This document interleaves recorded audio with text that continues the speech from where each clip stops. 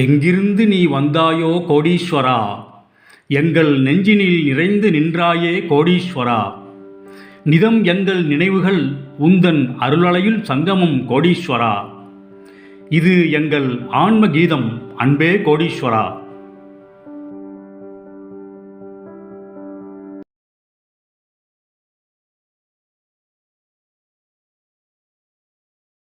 கோடீஸ்வராய நமக. வணக்கம். அந்த பரதேசியாய் வேடம் பூண்ட பரமன், மனிதரில் மனிதனாய் வாழ்ந்த மகேஷன், அந்த ஞானேஸ்வரின் கதைகளை சொல்ல சொல்ல சொல்லிக்கொண்டே போகலாம். போன தொடரில் நம்ம சாம்பிராணி சுவாமி அவங்க எப்படி மூட்டை பகவானோட அவங்களுக்கு தொடர்பு ஏற்பட்டது அப்படிங்கிறத பார்த்தோம். அதுக்கு பிறகு பல வருட சந்திப்புக்கு பிறகு பல வருடங்கள் கழித்து சாம்பிராணி சுவாமி மூட்டை பகவானோட பிரபஞ்ச ஐக்கிய நிலையை பார்த்தப்ப அவர் மனதில் ஆற்றலா தீவிரத்துடன் எழுதி வைத்து பாடிய கவிதையையும் பார்த்தோம். ஒரு நாள் சாம்பிராணி சுவாமி காலம்புற ஒரு 10:30 மணியை போல மூட்டை பகவானோட க்ளோஸாக பேசிகிட்டு இருக்காங்க. பக்கத்தில் கொஞ்சம் கூட்டம் இருக்குது. அப்போ திடீர்னு ஒருத்தர் வராருங்க. அவருக்கு ஒரு 35 வயது இருக்கும். அவர் முதல்ல சாம்பிராணி சாமி இப்போ மூட்டை பகவான் பக்கத்தில் பேசிக்கிட்டு இருந்துட்டு அப்புறம் கூட்டம் நிறையா இருக்கிறதுனால கொஞ்சம் விலகி நின்னாருங்க, கொஞ்சம் தள்ளி நின்னாருங்க. அப்போ அந்த 35 வயது வாலிபர் சாம்பிராணி சாமியை பார்த்து, சாமி நான் அவங்களை பற்றி கேள்விப்பட்டிருக்கேன், எனக்கு மூட்டை பகவானை பார்த்து எனக்கு ஒரு பெரிய ஆபத்துலேருந்து என்னை மீட்டு தரணும் அப்படின்னு சொல்லி அவரோட அந்த ஆபத்தான கட்டத்தை சொல்கிறாருங்க. அதாவது அவர் ஆஃபீஸில் அவர் ஒரு அக்கௌண்ட்ஸில் ஒரு முக்கியமான பொறுப்பாக இருக்காருங்க. அவரோட ஆஃபீஸில் ஒரு 10 லட்சம் ரூபா கணக்கு குறையுதுங்க. இவர் என்ன பண்ணியும் அந்த 10 லட்ச ரூபாய்க்கு உள்ள செலவு கண்டுபிடிக்க முடியலைங்க. ஆனால் உண்மையிலே இவர் நல்ல மனுஷன். இந்த 35 வயது வாலிபர் ஒரு நல்ல மனுஷன், எதுவும் தப்பு பண்ணுற ஆள் கிடையாது. அது பெரிய டிரான்சாக்ஷன். அந்த கம்பெனி 10 லட்ச ரூபா கணக்கில் அது அதாவது பேலன்ஸ் குறையுதுங்க, இருப்பு குறையுது, 10 லட்ச ரூபா குறையுது. இவர் எடுக்கலை. அது என்ன செலவுன்னு தெரியலைங்க. அவர் மறுநாள் காலம்புற 10 மணிக்கு ஆடிட்டிங் நடக்குதுங்க. அந்த ஆடிட்டிங் நடக்கிறப்ப இவருக்கு இந்த பிரச்சனையினுடைய விஸ்வரூபம் அது அப்படியே இருந்து அந்த இன்ஸ்பெக்ஷன் பண்ணுறவங்களுக்கு தெரிஞ்சதுன்னா இவரோட வேலையே போயிருங்க. வேலை போகிறதோட இல்லைங்க, ஜெயிலுக்கு போகிற மாதிரி இருக்கும். இவருக்கு 1.25 லட்ச ரூபா 1.5 லட்ச ரூபா சம்பளங்க. அவருக்கு சம்பளமும் போயிடும். அதோட ஒரு கிரிமினல் குற்றம் செஞ்ச மாதிரி ஆயிரும். சமுதாயத்தில் பேர் போயிடும், குடும்பத்தோட மானம் போயிடும், இவரோட மானம் போயிடும், மரியாதை போயிடும், எல்லாமே போயிருங்க. இவர் அப்படியே அழுது இப்போ ரொம்ப ரிக்வெஸ்ட் பண்ணுறாருங்க சாம்பிராணி சாமிகிட்ட. உடனே சாம்பிராணி சாமி சொல்கிறாரு, இருப்பா கொஞ்சம் கூட்டம் குறையட்டும், நான் கூட்டிகிட்டு போகிறேன் அப்படின்னு சொல்லிட்டு கொஞ்சம் கூட்டம் குறைஞ்சோன்னா கூட்டிகிட்டு போகிறாருங்க. அப்போ மூட்டை பகவான் இவரை செம திட்டி அந்த அதாவது கொஞ்சம் கெட்ட வார்த்தை சொல்லி திட்டி எப்படி அந்த மூட்டை பகவான் அக்கௌண்டண்ட்டாக மாறி இவருடைய பிரச்சனை தீர்த்தாருங்கிறது அந்த மூட்டை பகவானுக்கே தெரிந்த அதிசயம்ங்க. அப்புறம் சாமியம்மான ஒருத்தவங்க, அவங்களோட பிரச்சனை தெரிந்த அதிசயம்.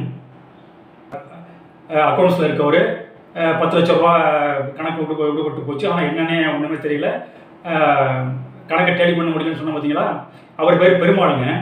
அந்த பெருமாளோட பிரச்சனை தீர்ந்த பிறகு அவர் சாம்பிராணி சுவாமிகிட்ட சாம்பிராணி சாமியையும் கூட்டிகிட்டு போய் மூட்டை பகவானை பார்த்து, பகவானே உங்களுக்கு என்ன வேணும் பகவானே அப்படின்னு கேட்குறப்ப மூட்டை பகவான் யார்ட்டையும் எதுவுமே சொல்ல மாட்டாருங்க, அதிகமாக பேசவும் மாட்டார், ஒன்றும் கேட்கவும் மாட்டார்.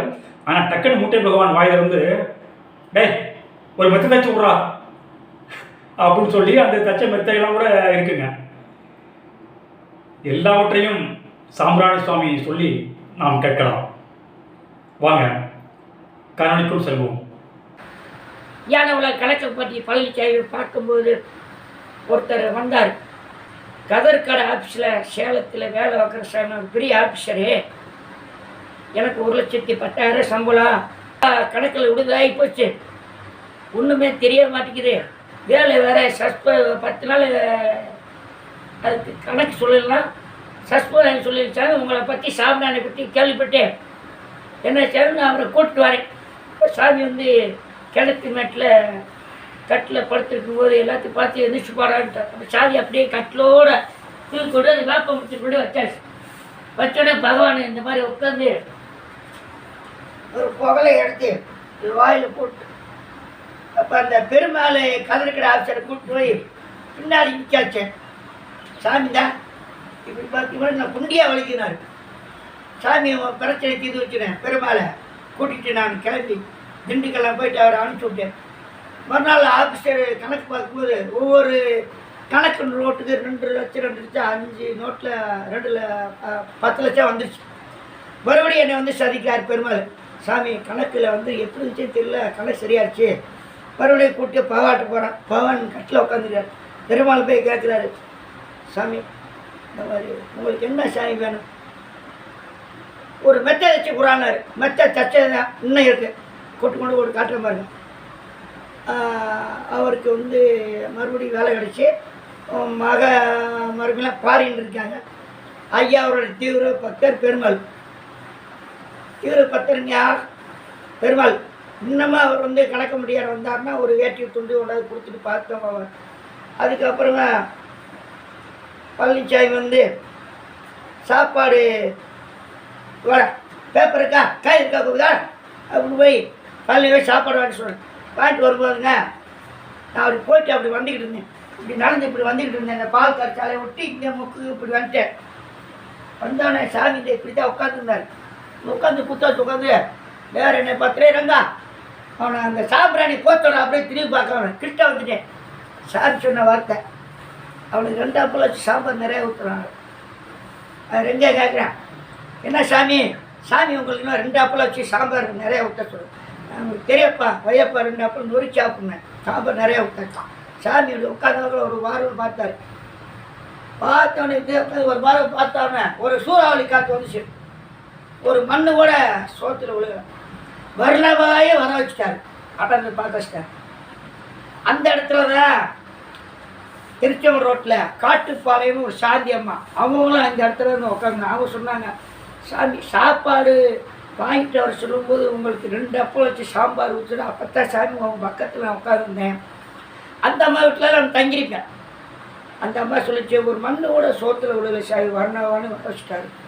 அப்புறம் அந்த அம்மாவுக்கு ஒரு பிரச்சனை தீர்ந்துச்சு. மயனுக்கு ஒரு கவர்மெண்ட்டு வேலை ஃபாரின் காலேஜில் இருந்தார் பிரைவேட்டில். அது அப்புறம் லண்டன் போனார், ஃபாரின் வந்தார், திருப்பி வீட்டுக்கே வந்துட்டு மறுபடியும் வெளிநாடு போகிறது பாஸ்போர்ட்டு நடத்திட்டு இருக்காரு. அவருடைய குழந்தையாவுக்கு கொள்ள நாளில் கல்யாணம் ஆகலை. பார்த்தா ஃபாரின் மாப்பிள்ளை.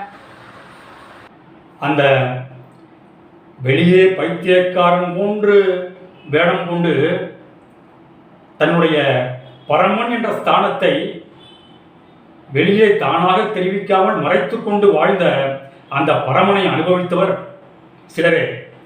அந்த சிலரில் நாமும் ஒருவராக இருக்கின்றோம் என்பதை நாம் உணர்ந்து அவருடன் நமக்கு உள்ள ஐக்கியத்தை நாம் அந்த ஒரு தியான நிலையிலேயே இருந்து கொண்டு அந்த ஐக்கியத்தை அனுபவித்தோமையானால் நம்முடைய வாழ்வு சிறக்கும், பொருளாதாரம் சிறக்கும், ஆன்மீகம் சிறக்கும், அனைத்தும் சிறக்கும். அற்புதங்கள் அதிசயங்கள் தொடரும். மீண்டும் சந்திப்போம். ஆத்ம நன்றி.